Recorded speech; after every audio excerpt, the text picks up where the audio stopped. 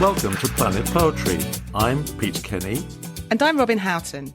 And in this episode, Peter's going to be talking with Sarah Barnsley about her debut collection, The Thoughts. Robin gets into origami, folding and unfolding Francis Presley's new poetic artefact. And I'm beguiled by Helen Sixu. Intriguing. But first, let's hear Sarah Barnsley talking with Peter.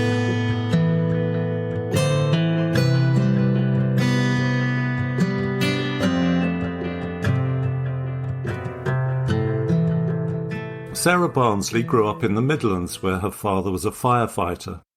You'll have seen her work in magazines such as Poetry Wales, The Rialto, The White Review.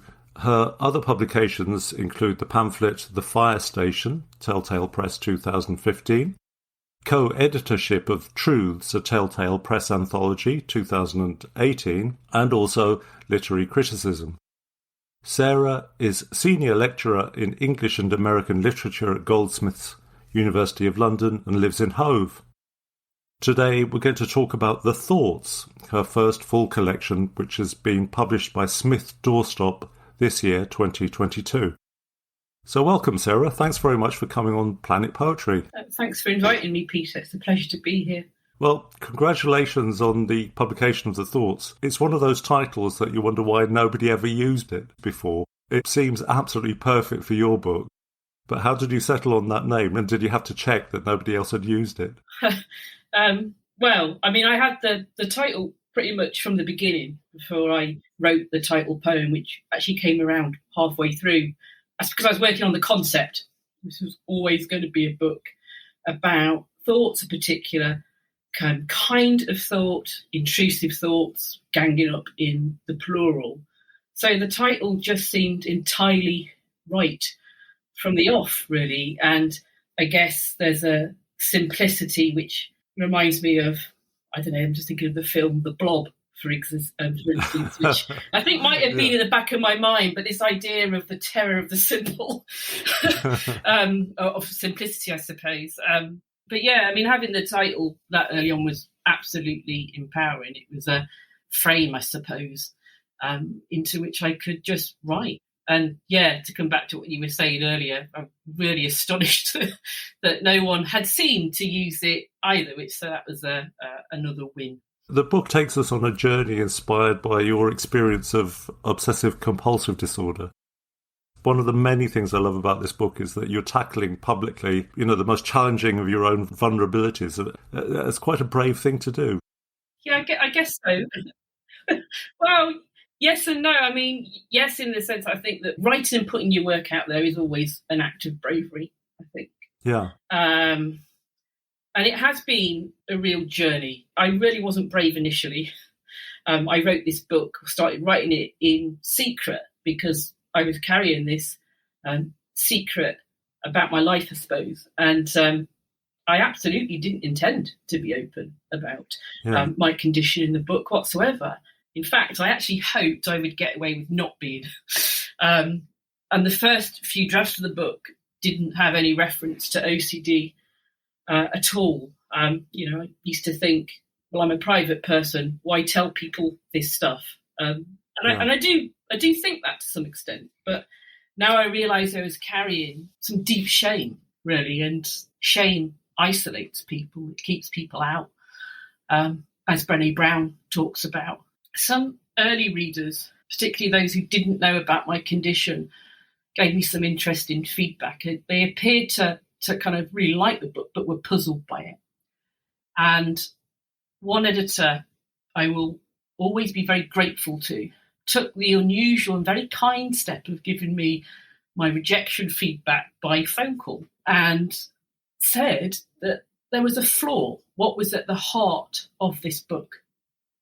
And at the time, I was just too ill to say. But the right treatment and recovery reduced my shame. Not entirely, but sufficiently that I felt that I could publish what I have done. And now OCD does feature as a word in the book. And yeah, I've got braver, I think. But it's an ongoing practice. Surely that's the whole definition of it, actually tackling things that terrify you Perhaps we ought to dive into the poetry. One of the early poems of the book is called This Horse. Could you read that for us? Yeah, sure. This horse. There's this horse that can't eat apples. It's not that the horse doesn't like apples, or that its castle of teeth can't crush them, or that its leather satchel tongue can't collect the bits, or that its upturned welly of a throat can't tramp down the chunks. It's that one day, as it drew up an apple of no distinction, the horse had a thought. What if I choke on this? And the more the horse tried to swat the thought away, the more the apple grew, and the more the thought grew, until the horse felt it had Jupiter and all its moons in its mouth, and it couldn't breathe, and it was gagging, and its owner tried to reason with it, but the horse wouldn't be told. And over the course of a year, the horse visited the vet every Wednesday at 12, and the vet advised the horse to try an exercise where the horse had to choose a small globe from a bagged assortment and hold each one in its mouth in a series of graded steps. A robin's egg for 1 minute, a beetroot for 2, a cannonball for 3. And the horse had to commit to the process and tolerate the discomfort and by all means note down its thoughts and feelings, but not respond to them. And none of this worked.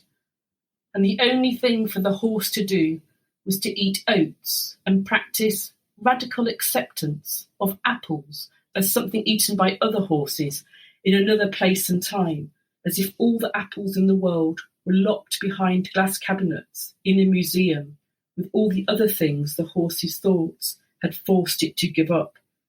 Cool pools, hugs of mud, low-hedged fields. I just find that an absolutely fantastic poem on so many levels. The language of it, things like the leather satchel tongue and the upturned welly of a throat, those kind of images. Writing about an animal almost seems like a sort of fairy tale, a safe way of talking about sort of scary things that fairy tales are. But then we almost get into kind of therapeutic language towards the end of it. And there are highly imaginative bits and also other poems that have the frisson of kind of reported reality. How did you calibrate how fictional you wanted things to be? Or was that conscious, or did it all just come naturally? It was a conscious calibration, absolutely. And I don't know, perhaps that's always the case with poetry. I was very drawn to one of the lines from Emily Dickinson's poems that I put as an epigraph into the book. She writes in poem 341, "After great pain, a formal feeling comes." There's this need, I suppose, or wish to frame reality into something crafted. I like how Sharon Olds talks about her work as being apparently personal, when we're being invited to kind of question this idea of veracity. And I really like what Caroline Bird says. I might be slightly misquoting here from when I've heard her speak. I have written the truth, but no facts.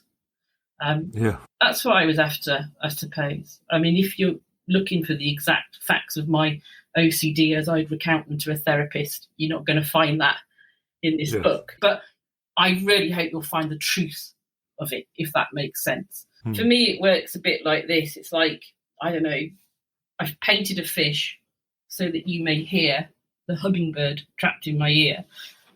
That's how I kind of think of it. There's something that a creative representation gives us that a factual one can't. In this collection, every now and again you're completely surprised by the form of a poem you encounter. A delicious example of that is a poem on checks. It looks like a sort of elongated checkerboard on the page. I tried to bring my experience of OCD into the form, and one experience of that is it's known as a cognitive distortion or thinking error, is that of black and white thinking, getting locked into black and white thinking. So I played with that idea. It's always a delight when something comes out very, very quickly, but I just had the idea to write a poem on checks, one night, as I was helping my son get ready for bed and stuff, and just did it.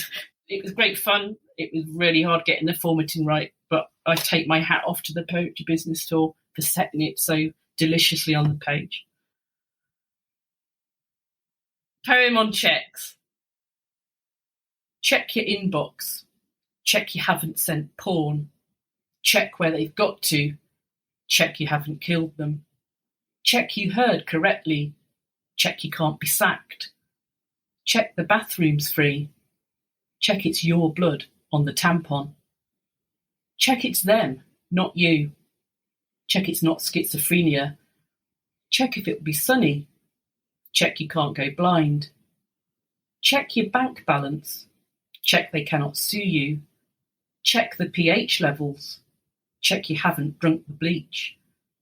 Check there's enough paper. Check your letter isn't sexy. Check the joint is properly cooked. Check it isn't drugs. Check your tax return before filing. Check you've not committed fraud. Check what time we're eating. Check your pants for poison. Check your breasts monthly. Check it's not indecent exposure. Check your chin for toothpaste. Check you haven't slashed your throat. Check the news online. Check you've not brought down the government. Check no one saw your pin. Check they can't pin it on you. Check directions for use. Check it can't get in your bloodstream. Check with a doctor if symptoms persist. Check it's not meningitis. Check there's a seat spare. Check it can't get up your arse. Done? Check it all again.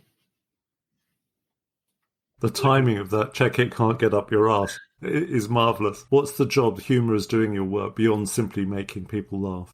Well, firstly, I'm going to query that idea of making people laugh. I think it's really complex and intent because it's a form of connectivity. And the yearning for connectivity is part of our wiring as humans, right? So for me, it's a pro-social move, and that's important. But yeah, at times I've found was kind of perverse humour in some of it, which has served itself as a lifeboat, really, to cling to. We hold up irrational thoughts to the light and, gain this insight on the irrationality of them. And there would be an element of humour at times. It just really helped kind of move on. But, yeah. Sort of getting over them by laughing at them. I guess so. But, again, I wouldn't wish at all I wouldn't wish this illness on anybody. No. I've also always resonated with this idea of, making myself laugh in some ways. Daljit Nagra, I read him talking about how he wants to make his poems entertain him. And I think I feel the same. I kind of feel like I want to be entertained by my poems in some way. Making myself laugh, making other people laugh. It's a cathartic act, isn't it? Perhaps we need to press on with another poem. Picking up on that humour theme, we have made a number of key appointments. Could you read that one for us? We have made a number of key appointments. So, it's agreed. You're to go round licking toilet seats. The area manager has done the rota, set the targets. This week you're on public toilets, West Sussex. Can you lick 20 in Worthing, 15 in Chichester? Any chance your tongue might stretch to Hampshire? Portsmouth Harbour is understaffed. It would be good experience. You can manage your own diary. Lick seats Monday to Friday, or lick all 35 on a Tuesday morning if you want. Though you have to take into account the A27 on a weekday. Don't forget, most councils operate a summer and winter timetable, and some facilities are closed at Christmas and New Year. It's advisable to take a stash of 20p's. You can claim these back as expenses. The goal is to lick toilet seats whenever the opportunity arises, not to pick and choose. Lick 'em in McDonald's, lick 'em in John Lewis. Ignore the cleaning supervisor's log by the entrance. Look at that and you'll get it into check-in again, and besides, it's unreliable evidence. We all know that 9 a.m.s are initialed and ticked off at 8. Don't loiter beforehand. That's looking for trouble. You cannot tell how clean a toilet seat is by looking at who just left the cubicle, if they have piercings or plasters, how well they wash their hands. And don't walk the length of the place prodding saloon doors like you're inspecting a defrosted chicken. You've got to make a decision and stick to it. Cut down on all the time spent planning and reviewing and get on with your day. The area manager will be available by phone or Skype if you need any help. And yes, she's done it herself lots of times, although she draws a line at kitchen counters. This is a permanent position with an immediate start. That's just fantastic in so many ways. Thanks, Peter. The title of this poem, we've made a number of key appointments. There's a sort of business-like administrative tone, and yet you could almost describe the contents of that poem about, going around cleaning toilets with your tongue as quite transgressive. And there seems to be a tension between that kind of wanting to fill in all the boxes and also kind of give vent to these transgressive and imaginative, these ungovernable thoughts. For me, that gives the book a lot of its power. Was that something you were conscious of, or do you think what I've said is nonsense? No, I mean, yeah, just to kind of come back to that idea about disgust. This comes back to what we were talking about earlier, doesn't it, about telling the truth. I can tell you how disgusting I've found and on bad days can find public toilets. But then I could try and evoke that experience in you by saying what I say in the poem, to kind of a foul concept, isn't it? To invite people to think about licking toilet seats. When I've read that poem to in-person audiences, there's a kind of grimace that goes round.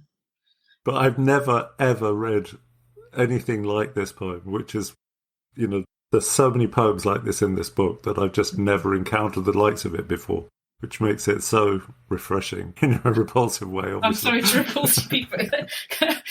But yeah, glad there's some redeeming virtue in originality, if we can call it that. It's very flattering. But yeah, I'm really struck by what you say about the business-like administrative tone that did make conscious use of such discourse. For me, OCD brings with it a kind of rigidity, really, in thinking and behaviour. This is how I have to do things, hurtling around in my head. And for me, I found it's been rather like carrying an oppressive bureaucrat in my head. Yeah. Have you checked correctly? Have you done things right? Is it right? Is it morally and ethically right? What are the possible risks? Have all angles been examined? Are you sure? Are you sure? And so... Yeah, that is very tiring. And the collection, I guess, tries to embed this rigidity, but also kind of kick back at it. In another poem, which I haven't asked you to read, you have an image of a prison falling on your head and that being kind of locked in, but so many of the poems are bolts for freedom. And that's one of the reasons it seems to me so exhilarating. The impulse might be escaping repetition and kind of prison-like thoughts, but the result you've got from it is actually wonderful. I'm going to ask you to read the title poem of the collection. Again, it's one of those in an unusual form. It's depicted as a table with 3 columns, and 2 of the columns stand empty. In a way, it kind of invites you as a reader to almost want to fill them in. Can I ask you to read that one? The thoughts. Driving into a window while choking family member. Swearing in public while kissing authority figure. Sex with authority figure while removing dust from unseen places. Home unlocked, intruder there while catching sexually transmitted disease. Fly blouse undone in front of authority figure who is choking family member. Driving authority figure into a window with fly blouse undone, ready to catch a sexually transmitted disease. Sex with window while removing dust blown up by authority figure when driven into window, swearing. Hitting animals or people with car while removing all dust from floor. Disgusting sex act involving windows. Taps left on, home flooded by disgusted authority figure. Holding up bank to pay for the repair of scratched car paint caused by hitting animals or people with car. Grabbing money from naked strangers in bank. Catching sexually transmitted disease from money. Naked authority figure hitting animals or people with getaway car. Sex in public with authority figure in dust-free car. Car unlocked, intruder there, grabbing money while authority figure has additional sex with window. Disgusted naked strangers swearing in public, breaking window and hitting people having sex in dust-free cars while removing unseen money from unseen places. Authority figure choking naked strangers. Kissing authority figure while holding up second bank with fly blouse undone in front of disgusting windows covered in dust and sexually transmitted diseases. The thoughts that actually puts into the reader's head, I mean, it sort of creates a kind of mini absurdist play in your head. How great was the element of catharsis and personal therapy in writing this collection? But yeah, catharsis was definitely there in the writing process. An early entry in my therapy journal was, and I quote, "I'm going to make this bastard illness pay." I flipped it like that. Yeah. I found that amidst this agony, I had this rich fund of material, really, and there didn't seem to be an end to it. It was, unstoppable. I just couldn't stop writing, and I used to joke that I was writing my cup of soup poems. I could open any cupboard in my mind, and there would be this kind of sachet of a poem, and all I had to do was prepare it. Although obviously it's not just chucking boiling hot water. Most instances there was a lot of crafting, but you get my point. And inevitably my experience of OCD therapy offered up forms. This poem, The Thoughts, I think quite early on I was given a handout called Normal Intrusive Thoughts, and there's this huge list of thoughts. I think there's 52 of them. It's things like intrusive thoughts such as, I don't know, insulting strangers or wrecking something or breaking wind in public. And what the researchers did, because I looked into the research behind the handout, what the researchers did is they interviewed a whole group of people who didn't have a diagnosed mental health condition, showed them this list of intrusive thoughts and got them to kind of tick or rate, whether they'd had it or not. And none of these intrusive thoughts got a nil response, which I thought was really interesting. But yeah, I took this idea of normal intrusive thoughts from the list and I played with them and rewrote them and reset them into the title poem to generate a story. And then, as you say, I also turned it into a kind of questionnaire of kinds, and play on the kinds of questionnaires that I did in treatment. And then when I got through my treatment, I felt able to write the last section of the book, which is called Treatment, imaginatively, which, again, kind of took the key process of my treatment, which was cognitive behavioural therapy, CBT, with exposure and response prevention, ERP for short. And I kind of took that process and that structure to structure the last section. Each poem pretty much has exposure, response and prevention as a kind of signalling device. But of course, it being poetry and it being me, there's an element of... Poems of the exposure section are quite pithy, and they're numbered, aren't they? So the first one is 217, so it's the second of 17 sessions. Yeah, and I say that is actually a fact in the sense that I did have 17 sessions that I've written about here. I've only given a few of them in poetry form, with all the caveats I said earlier. 217, exposure. Second session in, and we're looking up filth on the internet. Response. Clicking on, then off. Prevention. A Tory MP. Who comes up first? 13:17. Exposure. Licking toilet seats is so passé. We're going to eat our dinner off them. Response. Make an occasion of it. Dress up. Use knives, forks, soup spoons, and not shout bastards at your therapist and partner when they go first. Prevention. All that piss, all that pent-up, steamed-up piss. 16:17.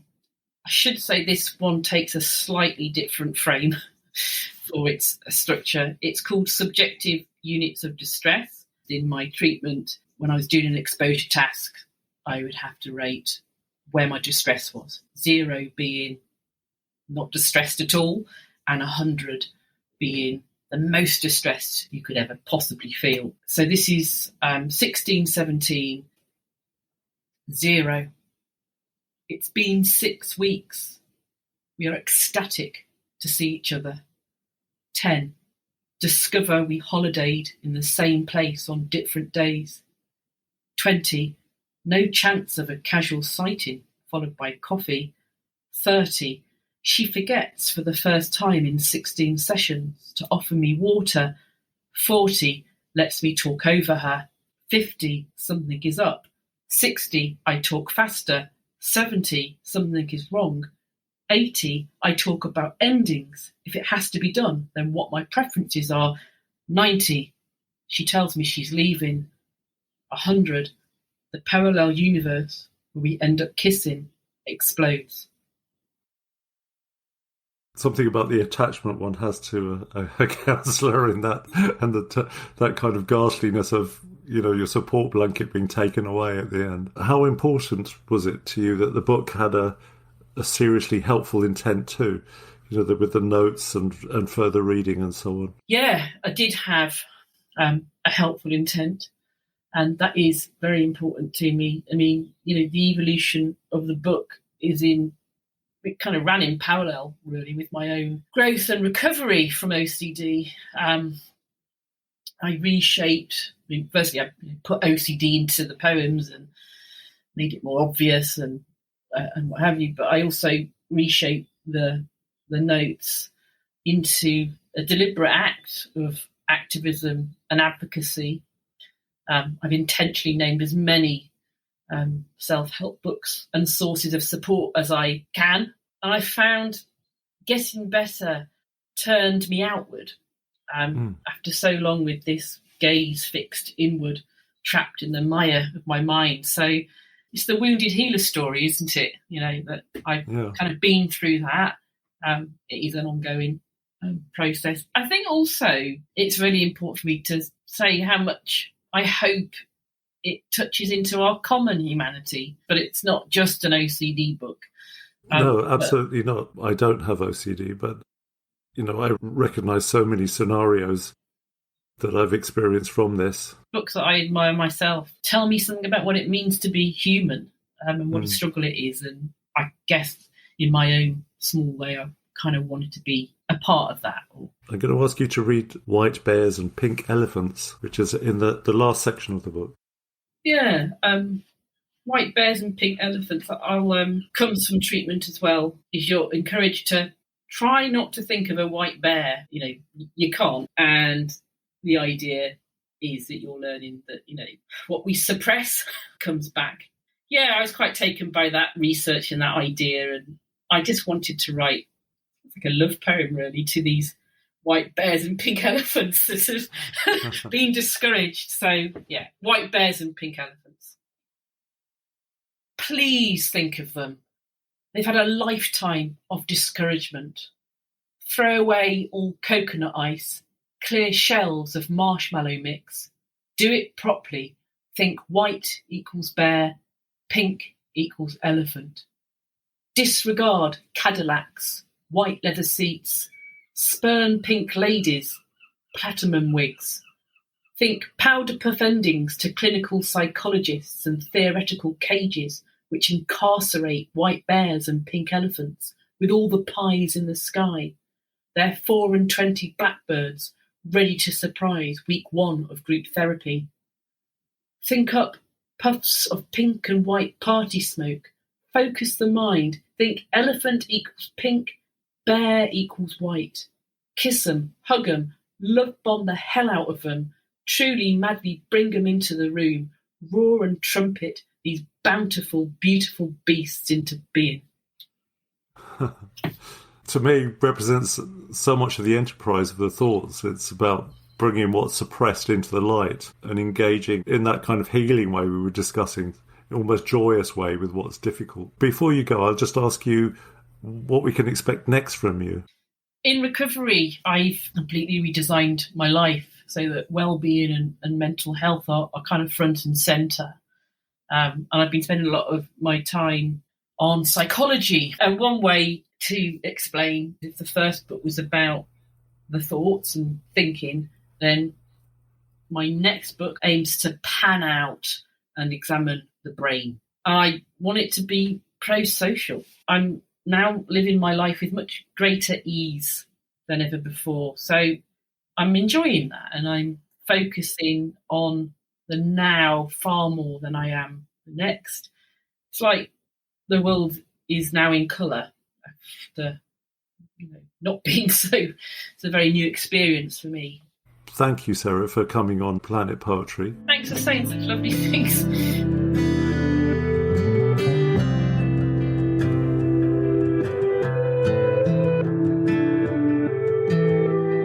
It's a brilliant book, isn't it? Sarah's book, The Thoughts. I really enjoyed it. And right at the beginning, when she said something about, I think she quote Caroline Bird, I've written the truth, but no facts. I thought that was really apposite. Yeah, that was very appropriate, that she brought that in early on. And also talking about how Sharon Olds says that her writing is apparently personal. That really made sense to me.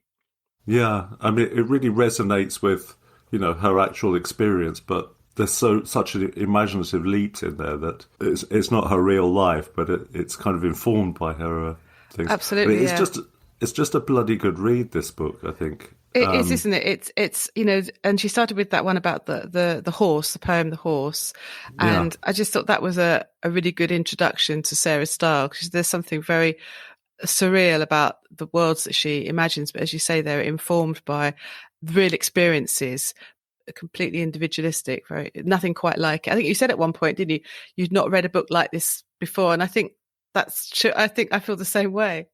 Yeah, but with the horse, suddenly becoming conscious about what it's eating, that what's going on in the book so much is these intrusive thoughts. Yes. But even though Sarah's very frank about OCD and the treatments she's experienced to manage it, like I was saying, I don't have OCD, but, intrusive thoughts are things that almost everybody has from time to time, so it doesn't feel like I'm reading a case study about a condition that I don't have. Just as a reader of poetry, it speaks to me directly as well. Yes, I agree. And I'm glad she read the poem on checks. And I know that the listeners don't have the picture of it in front of them unless they've read the book, but it is set out like a checkerboard, isn't it? And I remember when I first turned the page and came across that, I thought, oh, here we go. This is going to be fun. And in fact, the lines in that poem are just so believable. As you say, one doesn't have to have any feeling that one has OCD to understand those things, double checking things and some of the bizarre thoughts that pop into your head. You think that can't possibly be the case, but better just make sure. And the kind of repetition, the same kind of ideas keep coming back in just a slightly different way. I think, like you said, there's this kind of perverse humour. You are invited to laugh as well as cry, as it were. It's not there's nothing po-faced about this, and yet it's entirely serious. The experience of it for Sarah clearly was entirely serious. And I think the one poem that she read that I changed my thinking on was the one about the toilet seat licking. We have made a number of key appointments, and I remember when I first read that, and I've heard Sarah read that in a reading, and she describes, doesn't she, how she looks at people's faces and people are kind of like, yeah.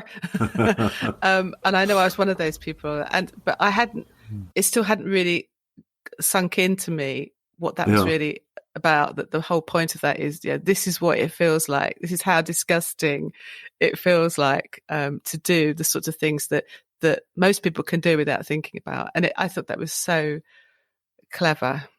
Yeah, that was the poem I was saying. I've just never read anything like that. And I think that's what so excites me about poetry is like, certain poets are like little pioneers that go off in different directions and come back with slightly different ways of seeing the world and so on. And, Sarah's exploration into OCD has brought back for all of us, a bit of treasure and a different way of thinking about things. Yeah, completely. And it's so focused, and it is very funny, like you say. And it's not a sort of poor me journal in any way. There's no self-pity in it. It's kind of transformational, really. It's about somebody dwelling with the very things that upset them and unsettle them and kind of plague them. And staying with them long enough for them to begin to melt away. And that's, so certain of those themes keep recurring, but it's because, they're not being suppressed anymore, or, they're not under the thumb and controlled. She's allowing them to be there and be written about. And that's why it's such a big book and such a fresh, I don't know, I'm delighted for her because I think this is a real achievement for her. I agree. I feel it needs more exposure. It should have, this is a sort of book I'd like to see in prize lists and things, Definitely, yeah. Deserves to be, without question, in my mind. So, The Thoughts by Sarah Barnsley. Heartily recommended, I think. Published by The Poetry Business, I think. Yeah. Smith Doorstop. I think I mentioned in the interview the cover, but it's just one of those books where the cover itself seems to mirror the content so brilliantly. It looks a bit like a sort of MRI scan or something of the head. Yeah. Of the head with kind of all squiggly bits and the brain inside, but it because of the overlapping lines of it, it's just that kind of going over the same thing time and time again. Yes. Which is what Sarah breaks free from in this book. It's great when something's in the right cover, because covers do matter. Oh gosh, they certainly do. Yes, they certainly do. No, a big achievement. And we ought to just say, Sarah does come from the Telltale Press stable, of which we were a part, claiming some credit. There's not basking in the reflected glory. Yeah.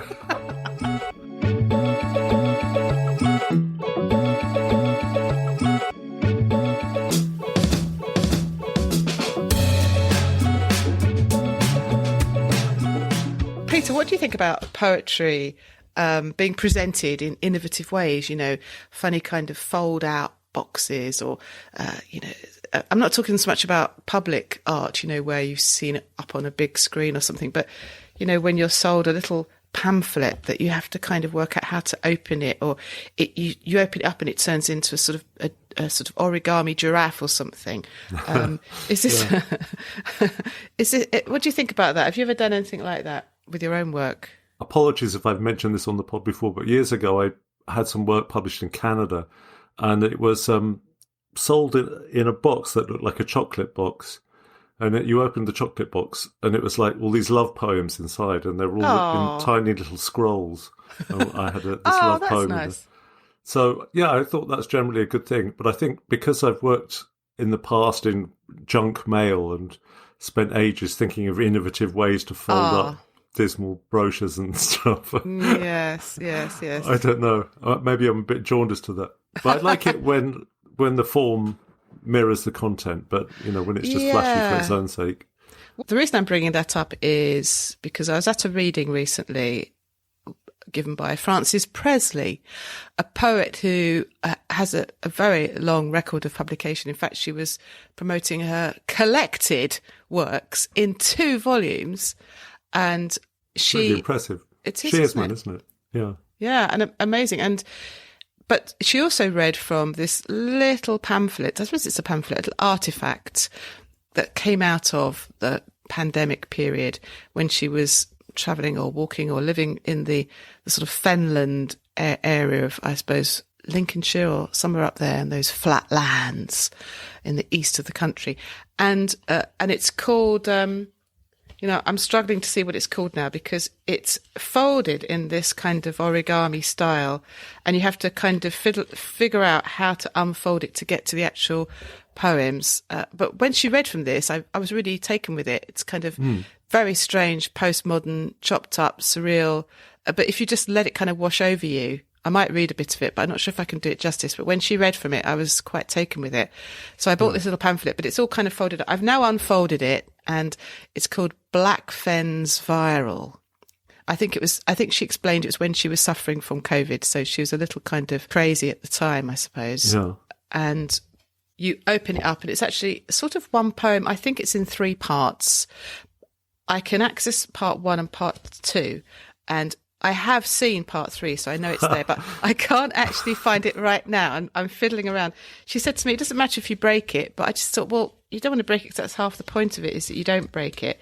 If you remember those, I don't know, you probably never, you were a boy, so you probably never played those games, but girls played those games where you have that fold-up thing in the school playground, and you have 4 squares. Do you remember? And you kind of open it either way, like a mouth, and then you have to pull the flap back, and it says like, somebody loves you or something like that. It's a bit like that, except I can't open it, so I don't know if anybody loves me. Somewhere. Hang on. No, I can see part 2. I can't see part 3. It's in here somewhere anyway. So I just perhaps that's the idea, that it's just the suggestion of a third unobtainable poem that is utterly perfect that you'll never see. I'll never see, but I've got them in my mind. I have seen part 3. I'm sure it is in here, but I can't open it. It's nuts, isn't it? But it did make me think of another sort of fold-out pamphlet from a few years ago now by Claire Best, Cell. Yes, words by that Claire, on my shelf. Yeah. Oh yes, Claire Best and Michaela Ridgway did the artwork. All beautiful and looked great. Yeah, and an absolutely stunning long poem in parts about a young girl who's an anchorite, and I think it was based on an actual person who became an anchorite. And it's harrowing to listen to Claire read it, because you follow this girl as she's bricked up in the name of religion, and eventually she goes a bit crazy and she begs her family to be allowed to be released, and I think the local bishop allows for her to be released, but then he decides no, actually she's got to go back in, and ends with her going back in and being holed up again forever. So it's a sort of terrible story, but beautiful poem. Yeah, I remember that now. Do you remember that? And that actually folds out. You can read it. I've got it here, and you can sort of read it as a booklet, but if you do that, you realise you're missing quite a few bits, because just to add to the fun, all the little sections are numbered in Roman numerals, and then when you do open it up, you can actually reconstruct it as a sort of box that you can't get into, and of course that is the cell. That's absolutely fascinating. I love that kind of thing. With Black Fens Viral, I'm not entirely sure whether the form mirrors the content, although maybe it does. Maybe the idea is, as you say, you can't get into it, and that's it. Maybe that's supposed to embody the sort of the state that we were all in, trying to understand and cope with the pandemic. Shall I give you a bit from it? Yeah. It's very stream of consciousness, kind of strange, but let me see. I'm just going to find... here we are. Part 2, which is from Black Fens Viral by Francis Presley. In my throatons, rasp in my throat, black fens, rasp in my throat, asp in my oats, rasp in my throat, attack, fens, rasp in my throat, throat, fens, rasp in my throat, black fens, rasp in my throat, fens, rasp in my throat, lack, fens, rasp in my throat, rasp in my throat, in my throat, root, in my throat up, in my throat, sp, in my throaty, fens, rasp in my throat, black fens. Well done reading that. It puts me in mind of some monologue from Samuel Beckett or something, like the rhythm of words breaking down into almost nonsense. Yes. Yeah. I when Frances read it, I'm sure she knew where she wanted to put the emphases. Of course, there's no punctuation or anything, so I suppose it's up to the reader. But it's certainly extraordinary. You can almost hear the train in it, can't you? That she's on a train, kind of. Oh, that's right. She was chunking along and looking out the window and coughing or whatever. What have you been reading, or what's been inspiring you lately, Peter? I've been trying to improve myself, and finally, I've been reading this something that would be very familiar to feminists, but Hélène Cixous. She's an academic writer, playwright, and above all, a literary critic. And just a bit about her background. She was born in 1937 in Algeria. She's still alive. And she's from a French Jewish background. But she's such an important figure in feminism because she founded the first Centre for Women's Studies in Europe and was very friendly with Jacques Derrida, who was probably the most important French philosopher of the late 20th century. And they came from the same background. He was from Algeria too, and I think his family were Jewish too as well. And so, he wrote prefaces to some of her books and things, which was kind of turbocharged her career. But her writing is absolutely fantastic. She sort of broke through with this essay written in 1975 called The Laugh of the Medusa. And she started talking there about écriture féminine, which is described as a kind of a distinctive way of writing for women and by women. Mm-hmm. And in the essay, I had a sort of quick scan of it. She talks about the history of phallocentric writing. I hesitate to use this word, but the thrust of what she's saying is that women writing in a patriarchy are sort of hobbled in all kinds of ways by society, by the roles ascribed to them by men, by the way language itself is constructed, and so on. All arguments that have become very familiar. When I first learnt about her, I bought this book by Mimi Calvati back in 1991 called In White Ink. Mimi Calvati, has a quote from Cixous as a preface to the book. Part of the quote there says, "There is always within her at least a little of that good mother's milk. She writes in white ink." So it's this kind of idea of, writing out of your body as a woman, and not being phallocentric, but being, dwelling in your own female body and writing in white ink, like in mother's milk, doing it in a completely different way. So anyway, I've got this book of hers called Stigmata, which I've dipped into every now and again. But the thing that really just makes my head explode about her is that her writing is so amazing. She writes these kind of academic essays, but you read them and they're like poems. They're full of poetic metaphor. And the language sometimes becomes really just achingly beautiful, She's such an incredible writer. Doesn't sound like any sort of writing that would be welcome these days in academia, anything poetic. Well, yeah. And I've always struggled with this kind of thought that, academic writing, if you write philosophy or critical theory, or especially in, the UK and the US traditions, you have to do it in this mind-numbingly stultifying academic prose. Formulaic, yeah. Yeah, and it just when I read that, part of my soul dies, and I find it even if the idea inside is good, it's like, why do you have to kill it first? Why do you have to kill the language and then produce? It's like studying nature by looking at dead bodies. Anyway, that's a side rant. But she was influenced by Freud, and for her, this writing poetically and imaginatively and so on is closer to, a woman's nature and the real unconscious. And she also kind of links this to women's sexuality as well. So what I've done is I picked out a few short paragraphs from one of the essays in it. I could have selected any one, really, but I thought it's called Writing Blind. It's subtitled Conversation with a Donkey. What she's saying is that, she has to kind of go away and close her eyes and focus to shut out the world and focus on her own light as a woman and as a writer. But just the language, it's translated by Eric Prenowitz. So I'll read a bit of this. To go off writing, I must escape from the broad daylight which takes me by the eyes, which takes my eyes and fills them with broad, raw visions. I do not want to see what is shown. I want to see what is secret, what is hidden amongst the visible. I want to see the skin of the light. I cannot write without distracting my gaze from capturing. I write by distraction, distracted. Whenever I go off, writing is first of all a departure, an embarkation, an expedition. I slip away from the diurnal world and diurnal sociality with a simple magic trick.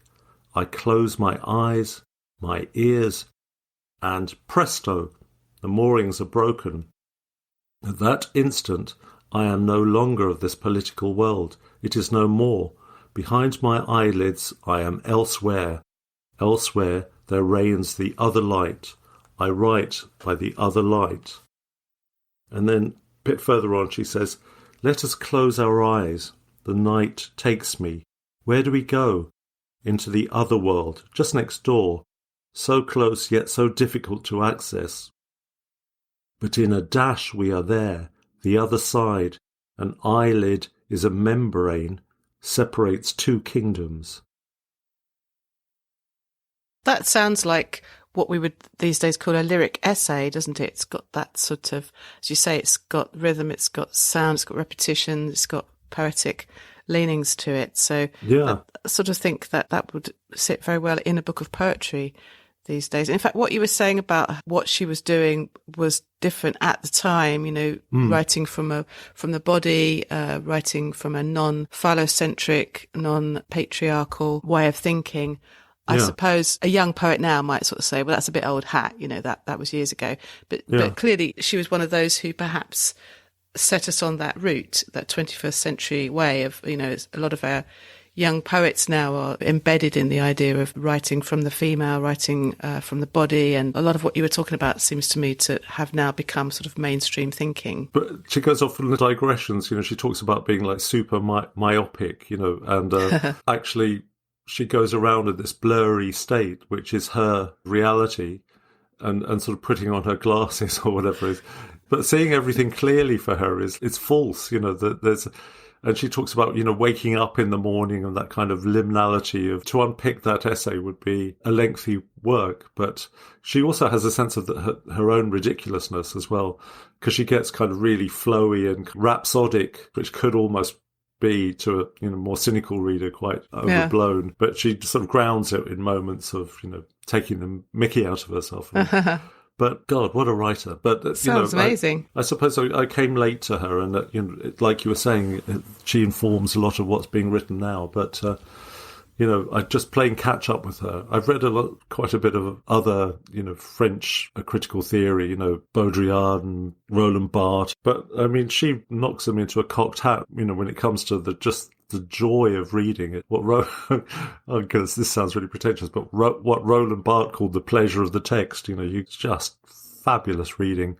So you can see why poets particularly really picked up and were inspired by it. Well, fabulous recommendation. I need to read her now.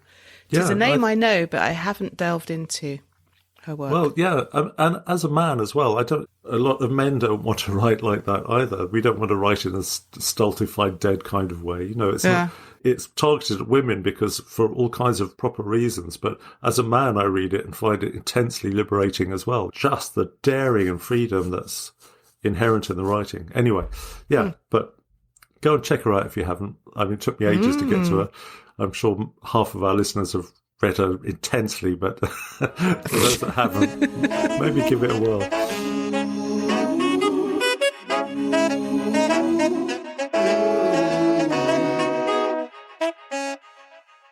You know what I fancy just about now, Robin? Glass of wine? No, a steaming cup of coffee. Oh, of course. Gosh, I would love a cup of coffee if I drank coffee, but I tell you what, I'd love a cup of tea.